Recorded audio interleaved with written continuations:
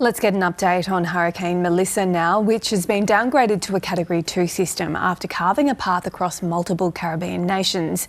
Flooding has killed at least 20 people in Haiti, while more than three-quarters of Jamaica's residents are still without power, and hundreds of thousands of residents in Cuba have been evacuated.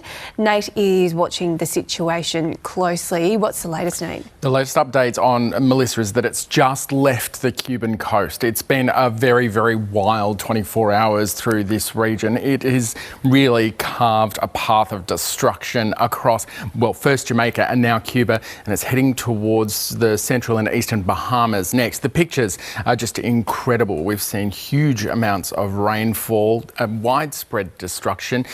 Most of Jamaica without power at the moment, and the pictures coming out of Cuba now are also really looking like that country has suffered, even though it was a Category 3 system as it came in, a really big impact from Melissa. Now, the system is continuing to weaken. The winds around it at the moment are around 155 kilometres an hour. That typical central core that you see with cyclones and hurricanes the same has now moved on because it's been destroyed because of the mountainous territory over Cuba. Now from here the system's likely to continue heading northwards, and we're likely to see over the next few hours the Bahamas being impacted, and then it will continue off into the Atlantic. So in the next 12 hours or so we should start to see the last of the effects of Melissa on those Caribbean nations.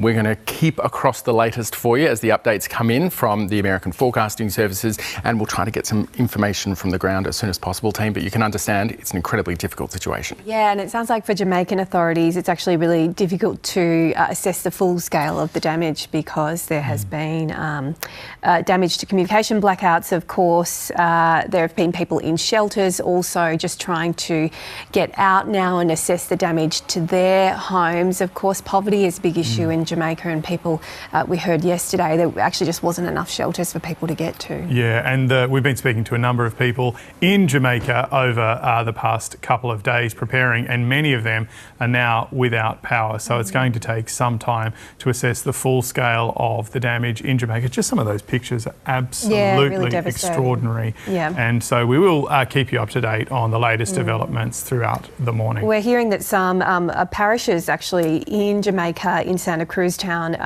have been devastated actually, which is really sad to be losing some of those historic buildings. Some of the landslides have also blocked main roads, and streets are now just absolute mud pits, so residents are trying to sweep the water off the streets and homes.